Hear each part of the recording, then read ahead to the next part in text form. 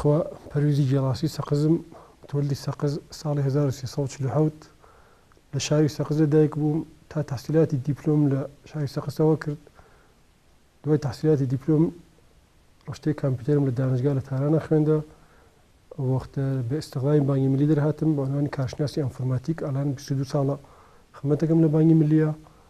ئەو وەختە نەزەر بە عەلاقەیە کە ماشینهای دوو دیفرەنسیاڵ و خودروهای دوو دیفرەنسیاڵوانم بوو لە مسابقاتی دوو دیفرەنسیاڵە شرکەتم کرد و ساڵها لەم ڕشتە شرکەتم کردە و چەندین مەقامی کشوەریش بەدەست ئاوردە. دوای ئەوەی کە لە مسابقاتی ئۆتۆمۆبیلڕانیە شرکەتمە کرد بۆ نەتیجە گەیشتم کە ماشینهای عادی و ماشینهای معمولیە کە لە ئێرانە هەیە بۆ شەرایەتی مسابقای دوو دیفرەنسیاڵ و مسابقای سەنگینی ئافرۆت جواگووی ئەم کارە نین و هەر دەفە دوای مسابقات ماشینەکە دووچاری خستگی و شکستگی و تعمیراتێکە بوو کە هەم هەزینەی زۆر بوو هەمووی کە واقعاً ئیمکانی نەبوو کە ئەو ماشینە لە قودرەتی ئەم مسابقەتان نەبوو.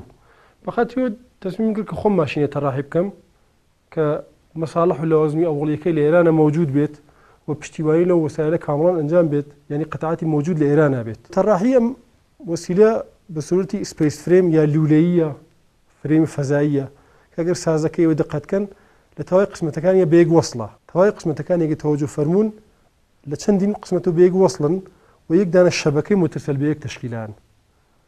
ئەم شەبەکە جۆرێ تەڕاحی کردیا کە فشارەکان بەیەک تەقسیمەکە.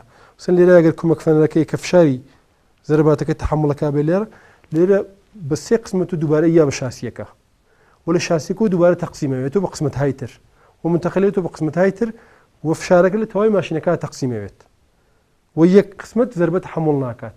ئەم لولانە خاصیەتیان ئەوەیە کە ئەم خەمپەزیری و جۆشپەزیریان خاسە و هەمووی کە ڕاحەت کاری پێکرێت و تەڕاحیەکەشی زۆر ئەنجام بووە کە بە عنوانی لولەی ئاوی لە شاسێک استفاده ئەکەم. ئەگەر تەوەجۆ فەرموون لێرە ئاوی مۆتۆڕەکە واردی لولەیەکەوێت کە قسمەتی لە شاسیەکەیە و لێرەوە ئیمتداد پێیاکات ئەچێتە دواوە و ڕادیاتۆرەکەی لە دواوەیە. دوایەوەتە کە تەسمیمم بە تەڕاحی ئەم ماشینەگر تەی تاقیقاتێکە لە ئینتەرنێت و لە کتێبها و مجەلاتی خارجی ئەنجامدا دیم کە شاسیهای و سازەهایەکەی بنەوە سازەهای فەزایی کە من شروعم کرد بە متالعە لەم مۆردەوە و چون هیچ پیشزەمینەیەکم لەمە نەبوو تقریباً مەجبورم تەواوی کتێبهای مهندسی مێکانیک دووبارە دەورەکەمەوە کە تەڕاحی ئستاتیک و مقاومەتی مەساڵح و وەختی تەڕاحی سەنعەتی و ئەوانم گشتی متالعە کرد.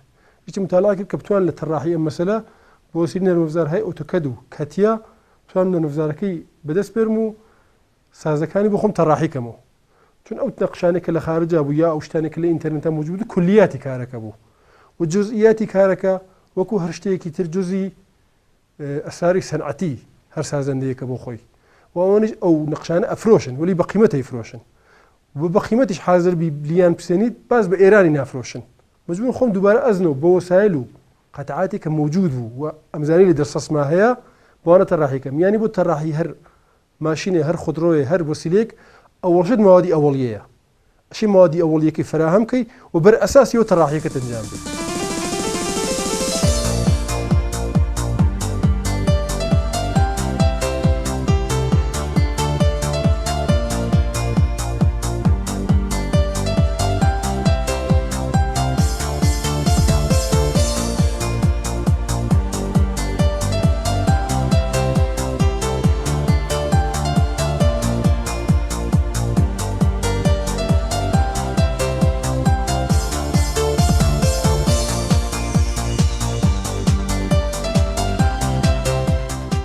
کە من ماوەدی ئەوەڵیەکەم فراهەم کرد و بەر ئەساسی و تەڕاحیەکەم ئەنجامدا.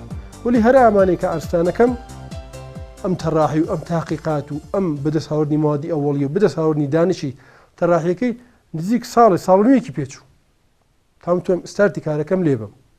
ستارتی کارەکەم لێ بم مۆتۆر گیربۆکس دیفرەنسیاڵەکەم تەهیە کرد و ولی ئەشە قاپێکم بۆ دروست کردایە، یعنی سپەیس فرێمەکەم بەر ئەساسی ئەو ماوەدی ئەوەڵی دروست کردایە کە دانیشتم بۆ وەسیلەی کامپیوتەر تیکە بە تیکە تەڕاحیم کرد. تیکە بە تیکە تەڕاحیم کرد و بە قۆڵی معروف تستی کامپیوتەرەکەم ئەنجامدا کە دیم جواواتۆ.